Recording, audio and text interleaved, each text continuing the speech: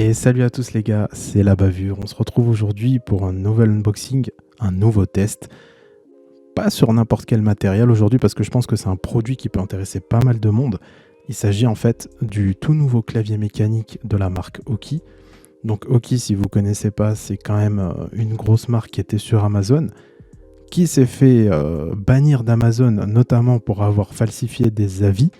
Donc je me suis dit c'est un test qui peut être quand même intéressant pour voir clairement en fait si ce clavier est de bonne qualité ou pas, s'il y avait raison d'acheter des avis ou pas sur leurs produits, ou si Aukey propose de très bons produits de base. Donc on fait le tour de la boîte un petit peu, je vous montre pas l'autre face parce que il y a les étiquettes. Il y a les étiquettes, il y a mon adresse, il y a mon nom. Donc de toute manière, il n'y a rien de plus que cette face-là de l'autre côté. Donc visiblement, il y a quelque chose qui se balade à l'intérieur. Bon, on va voir. L'emballage est parti, le petit logo Aukey, le moment fatidique est enfin arrivé. Qu'est-ce qui se baladait comme ça dans la boîte? Un guide utilisateur, User Manual. N'hésitez pas à lâcher un petit like aussi pour mon accent. Et un stickers. Déjà, première constatation, le câble n'est pas un câble tressé.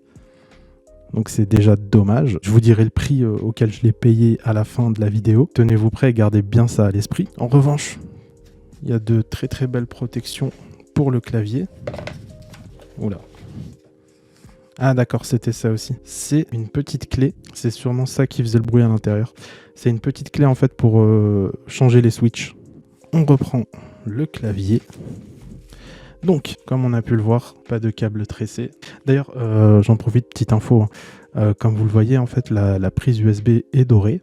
En fait, c'est un peu la même arnaque qu'il y a avec les prises HDMI. C'est qu'en fait, on veut faire croire que c'est doré, que ça conduit mieux, que vous aurez une meilleure qualité, alors qu'en réalité, ça ne change absolument rien, les gars.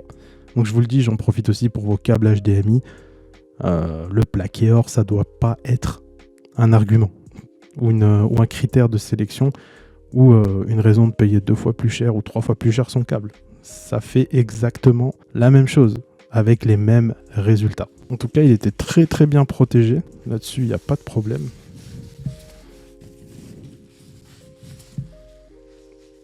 Il est pas mal, hein, comme je vous laisse en juger. Il est vraiment pas mal. J'ai juste envie de voir à l'arrière s'il y a des patins ou de quoi le relever. On voit un premier patin antidérapant ici et le deuxième juste ici. Et bien évidemment, de quoi le relever ici et de l'autre côté ici. Donc moi j'aime bien quand le clavier est relevé. Donc je vais le relever. Je sais ce que vous attendez les gars. Vous attendez qu'on écoute ensemble le bruit du clavier. Je vais rapprocher le micro un petit instant du clavier. D'ailleurs, vous allez voir du coup à quoi ressemble mon principal micro, celui que j'utilise actuellement.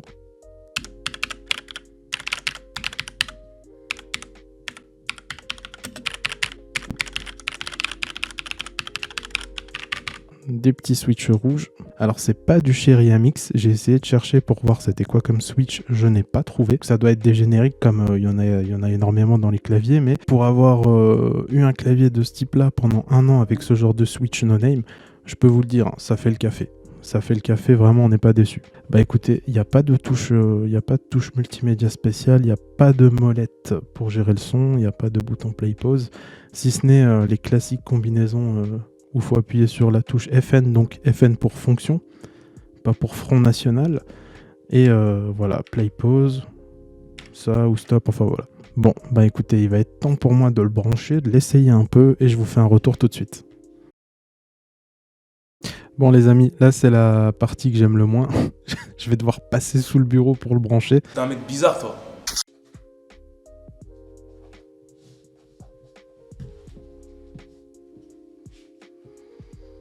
Donc voilà, je viens de le brancher. Comme vous le voyez, c'est de toute beauté. C'est de toute beauté. Je sais qu'il y a un logiciel pour gérer l'éclairage, etc., les touches, mais j'ai envie de voir s'il y a des choses qui sont faisables quand même sans logiciel. On reprend la touche FN et on va sur les croix directionnelles et on va voir ce que ça change. Donc là, je vais essayer d'augmenter l'intensité de l'éclairage pour voir jusqu'où il peut briller en fait. C'est parti. Donc là, je l'ai monté à fond et là, je vais le descendre au minimum. Donc là, il est éteint. Ouais, c'est pas ouf. Je pense que pour définir les modes d'éclairage, il va falloir passer par le logiciel. Donc je l'installe tout de suite et puis je vous dis ça. C'est parti, à tout de suite. Oh les gars, désolé, je suis allé bouffer entre temps. Je suis en pleine digestion, c'est chaud. C'est chaud. Bâtard, bâtard, bâtard. Bon, on va installer le logiciel tout de suite. Ok. Ça marche. Ok. Bon, bah installer en 2.2. Impec. Bon, il s'ouvre tout de suite à la fin de l'installation. Il reconnaît tout de suite le clavier. Alors, il y a plusieurs modules. Il y a le module de macro. Il y a le G-Aim Ready. Je pense que ça, c'est quand on a plusieurs périphériques OK, afin de synchroniser les couleurs, etc. Nous, ce qui nous intéresse, c'est ça. Ok, en fait, j'avais pas capté, mais il y a une petite bande... Il y a une petite bande RGB ici aussi. Là, tout autour. Ouais, c'est vraiment pas mal. Ok. Si je veux faire de la pluie, appliquer. Ok.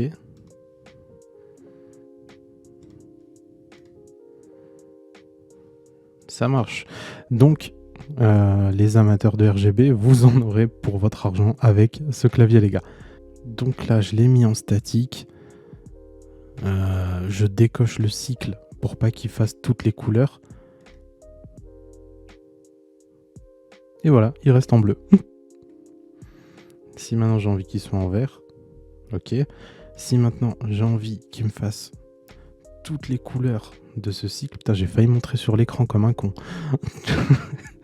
Donc hop, j'applique, et là maintenant, hop, il fait bleu, après jaune, après bleu, après rose, blanc, il revient. On bat les couilles. Comme ça, on va jeter un œil au macro, on va l'appeler nouvelle macro. On va l'appeler copier. Donc une fois que vous avez créé votre fonction copier, là on va faire un copier, donc un CTRL-C. Donc j'appuie sur Start Recording, j'appuie sur CTRL-C et je relâche.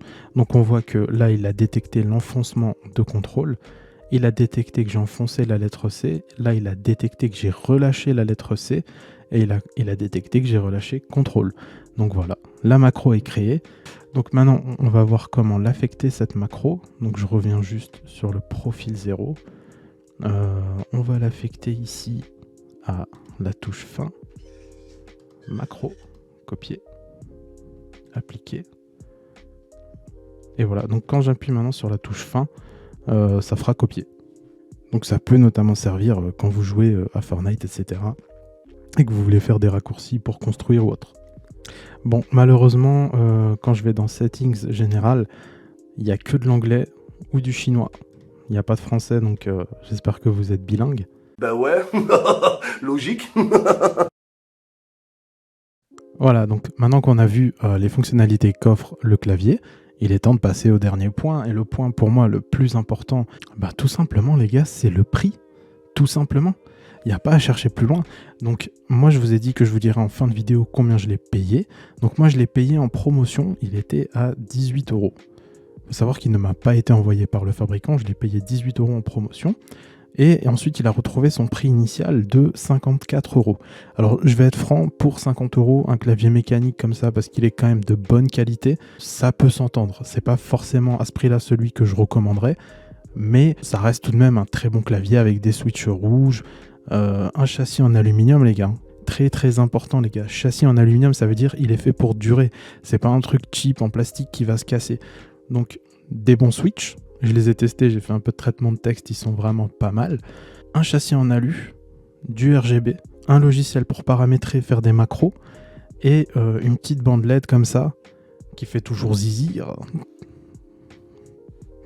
Waouh, c'était tellement cringe, tellement ringard ce que je viens de dire, les gars. Je sais pas si je vais le laisser ça au montage. Donc on va voir le prix. Donc je vous ai dit que je l'ai payé, voilà, un certain prix. Son prix initial est aux alentours de 50 €, même si j'y crois pas trop, parce que, enfin, on va voir ça. Donc là actuellement, il faut savoir une chose, les gars, c'est que le clavier pour les French Days, il est en promotion chez Cdiscount. C'est ici. Donc il est à 26 €, donc avec des switches bleus. Donc les switches bleus, je vous rappelle, à la différence des rouges, ils sont un petit peu plus bruyants et le point d'activation n'est pas le même que sur les rouges. Enfin, voilà, c'est en fonction de vos affinités, hein. Soit si vous aimez un clavier vraiment clicky qui fait du bruit, etc. quand vous appuyez dessus, prenez des switches bleus. Si vous voulez du mécanique mais avec un bruit un petit peu plus réduit et une autre sensation au moment de l'enfoncement des touches, prenez du rouge. Le switch bleu est à 26 €. Le switch rouge est à 26 € également chez Cdiscount. Donc je vous mets tous les liens dans la description, les gars. N'hésitez pas, allez-y, foncez. C'est vraiment une très très belle affaire. À 26 €, je vous dis franchement, à 26 €, je ne peux que le recommander. Il y a aussi Amazon. Donc Amazon, il est à 40 €. C'est pour ça que je doute un peu de son prix de 50 €. Je pense qu'en réalité, son vrai prix, c'est plus dans les 40 €. Et actuellement, en fait, sur Amazon, il y a un coupon de 10%, ce qui ramène le prix du clavier à 36 €. Donc 35,99 € pour être précis. Donc à ce prix-là, pour moi, il est toujours recommandable parce que sur les grosses marques, c'est même pas le prix de leur clavier membrane. Là, on est sur un mécanique full aluminium. Donc vraiment, profitez maintenant de la promo, prenez-le. Moi, j'ai pris un switch rouge. Et si vous regardez cette vidéo après que la promo soit terminée, prenez-le sur Amazon. Même à ce prix-là, je le recommande. 50 €, c'est pas forcément celui que je vais recommander, mais 36 € pour un clavier comme ça, c'est très très bien. On passera largement sur le fait qu'il n'y a pas de repose-poignet, qu'il n'y ait pas non plus de câble tressé. Mais les gars, je vous rappelle le prix, je vous rappelle qu'il est solide, il est fait pour durer. Les switches sont vraiment pas mal, ils sont agréables à l'usage et le RGB est super cool et paramétrable. Et en plus, vous pouvez mettre des macros. Donc, il n'y a pas de raison de se priver. Voilà, c'est tout ce que j'avais à dire sur ce clavier. Donc, un très bon clavier que je vous recommande à un certain prix. Si la vidéo t'a plu, si le test t'a plu, eh ben, n'hésite pas à me le faire savoir. Mets un like, commente et puis surtout, très très important, abonne-toi mon ref. C'est tout pour moi, je vous dis à très bientôt pour un nouveau test. C'était La Bavure.